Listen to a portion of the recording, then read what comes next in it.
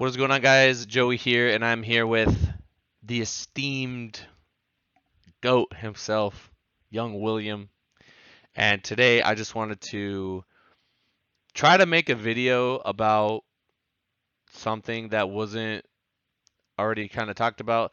I mean, we've already seen a lot of videos. Oh, we are going to go over like stuff you guys may have heard before, but there's all these videos about like how to find a coach, how to find a coach, how to find a coach, whatever. And I think inversely, we should be aware of what characteristics you may want to avoid when looking for a coach. Although, and there's not really anything that sparked this. I was just, it's just, I think we could provide some help in this regard and to, lifters that are confused on coaching, whether or not they need it. I guess what did kind of inspire this was I had someone hit me up recently that like they weren't sure, like they were kind of doing their own programming. They feel like they're missing something, and it kind of just got my mind running. Will has been working with me for like I think like 6 years now. Um, he knows what's up. So we're just gonna kind of go through some topics that we wrote down. I think I might title this video like what not to look for in a coach, but we're gonna end up talking for like in order to do that, you're gonna know what you need to look for in a coach. So we're gonna kind of go through the list. And the first thing that I have on the list is empathy. Um, Will, what do you think about empathy? So, like, you would be avoiding someone that does not have empathy for others.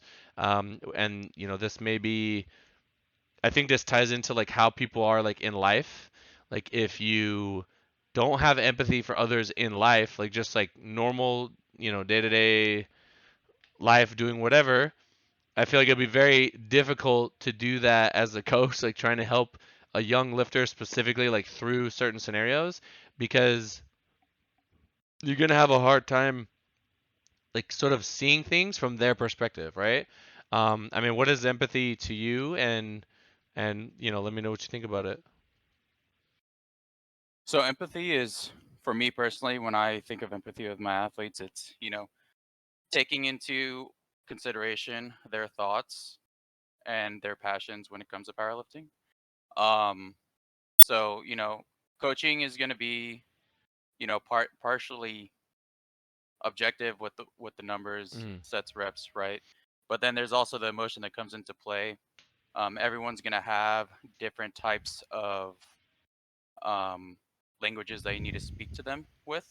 Um, and I think being able to portray that for the lifter and making them understand exactly where you're coming from is going to be crucial in developing a relationship with them. Yeah, like for example, I have a lifter who, I mean, I always pretty much like we have all these different kind of lifters all the time. So you pretty much always have a lifter who's like really anxious about competing. You have a lifter that's really stoic and just kind of like they're just absolute killers. Um, And I have this young lifter right now that really wants to do well at his meet.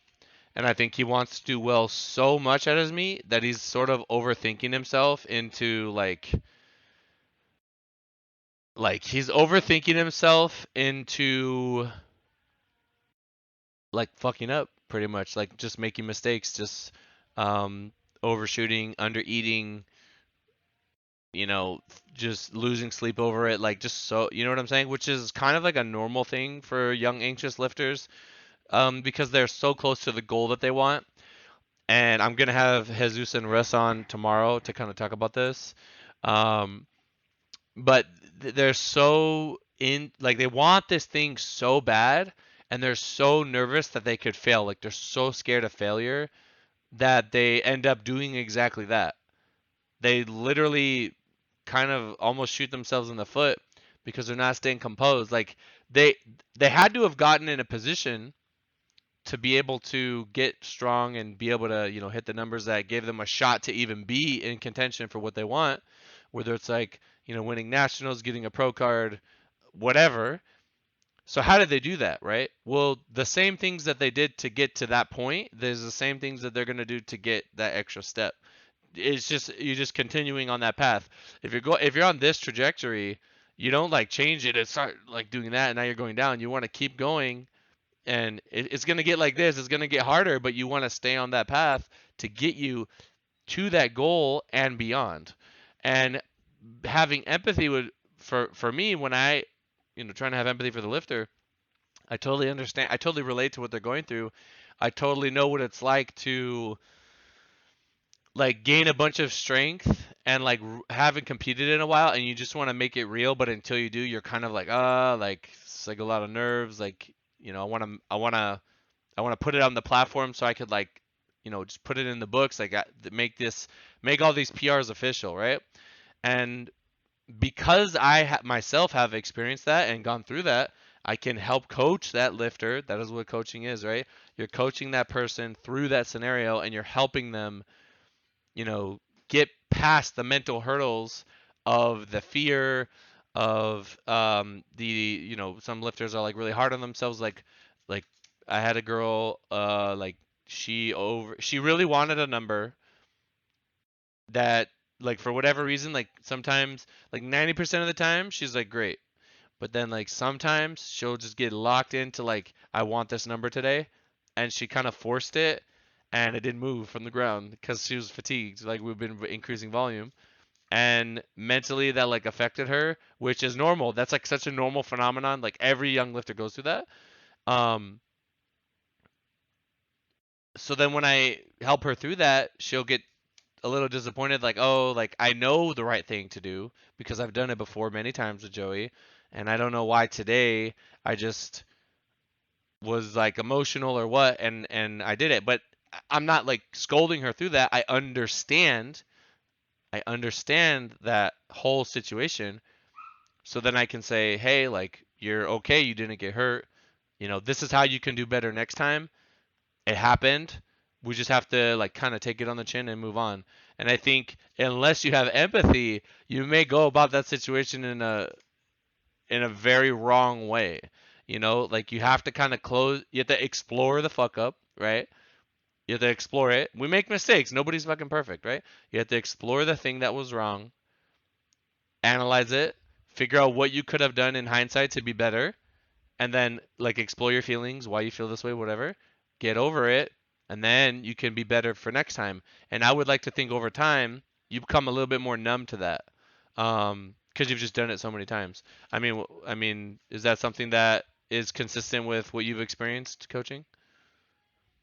Yeah, I think a lot of the time the coach, we're their rock, we're their voice of reason, and so we need to be able to rein them back in when we have things planned out in, let's say, a 4-week block, and we want to hit a goal at 4 weeks, and they try to hit it on 2 or 3. It kind Mm-hmm. of messes up the momentum. You got to learn to be able to have them pace in the right way so that you can achieve that goal and not bite off too much or bite off more than you can chew, right?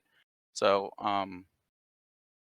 yeah, I mean, I think a good example is just like with, when we first pulled 8, it was like he had that one super phenomenal like 350 first ever at a meet, and then from there he had that standard in his head that he'll always be that strong, right?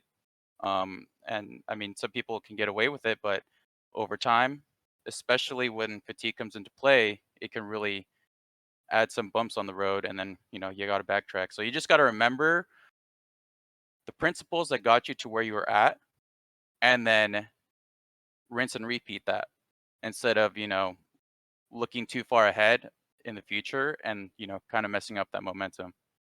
I like the principles thing because it is you have your foundation, you have your base, and exactly what you said, what got you to where you were in the first place.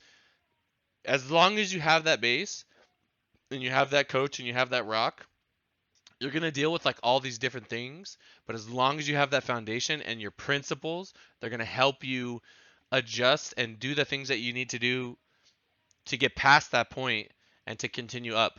Now, it does get harder. Um, I will say, just kind of talking about the scenario that you brought up, there are times when you might hit your goal on week 3 or week 2 or something. You might hit it, and that's fine. You just adjust from there. You're ahead of schedule. And I've brought even Isaac on here to talk about Isaac really wanted to hit something week 4, and he kind of tried to like linearly do it, but when he should have maybe pulled back at the end of week 2 or somewhere in week 3, he did not because he wanted to stay on track for that goal. And that's why you can't be like so rigid. That's why RP is so good and just sort of adapting to like how you're feeling and what's happening in front of you. It's almost like you're playing defense, like you're reactive.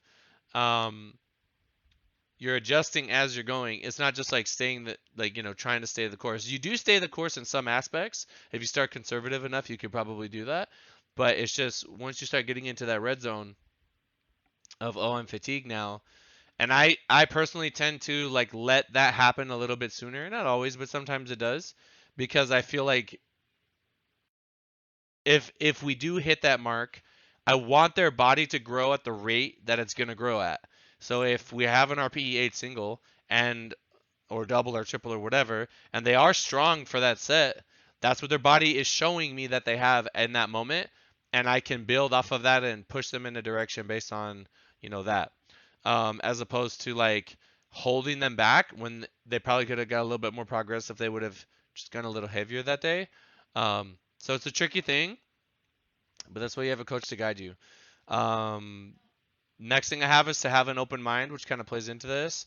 Like, so open mind in a sense of coaching would be the way that you get one person strong is may not always work for others.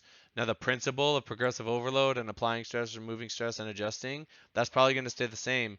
But the exact way that you go about doing that is not always going to be the same. And you might get a lifter that has like a weird schedule or like life shit that's going on. So you're not going to be able to just do you gotta be creative. You have to be able to navigate that situation. And I mean, one of my lifters, like, she suggested something, because we were like talking about accessories. And in my first initial thought was instead of doing that, I prefer XYZ, which she was totally fine with. But I said, you know what? Fuck it. You could do that too. I don't think it's gonna hurt. I'm not like so rigid to the point where no, it's only this way. And I have noticed just dealing with like, a lot of different coaches and the intricacies of how that they like to execute. There are coaches that their personality type is more so, no, I want it this way. And they just have a hard time being like understanding that like there's more than one way to do it and you don't need to be so locked in. You need to be like a Swiss Army knife, um, and consider attacking a problem from many different scenarios as opposed to just like hitting it straight on. What do you think, Will? Talking about open mind. Yeah, I mean, I like to be very communicative with my athletes, and you know, obviously, a newer lifter or a novice lifter isn't going to have the information or experience with powerlifting. But let's say I start working with an intermediate or even later, and they find that a particular variation or particular accessories work really well for them. I'm not just going to ignore that, right? We're going to talk and then see what has worked for them in the past and what we can do to possibly, reinforce that or make it better so that we can continue progressing in the right direction. So I think being open minded with your athletes in that aspect is very important. And it also kind of, you know, goes into building a relationship with your coach. Like you value what they have to say. And I think that just goes a long way for some athletes. Tying into that, next thing that I have listed here, shout out to Grant because he said it, is intrapersonal skills, which I think is super important. I interpret that as just kind of dealing with people, right? Being personal with your lift, personable, like sort of what was the word I'm looking for? Can kind of relate to your lifter, having that empathy, understanding what they're going through, making them feel like you're hearing them. Um, I think that's a big one. I mean, I deal with so many. I don't know anyone, and you guys watching this can tell me. I don't know anyone that deals with more people on a day-to-day basis on that level than myself. Obviously, I have all my coaches, I have all my lifters, I have to deal with all the emails of new people coming in, and then I have sometimes I'm dealing with the lifters of the coaches. It's like a lot, right? And I'm constantly trying to really see where this person is coming from because and understand that like I've been through a lot in life and I am older, so I feel like I can take that, you know, life experiences and that wisdom and like pass it down.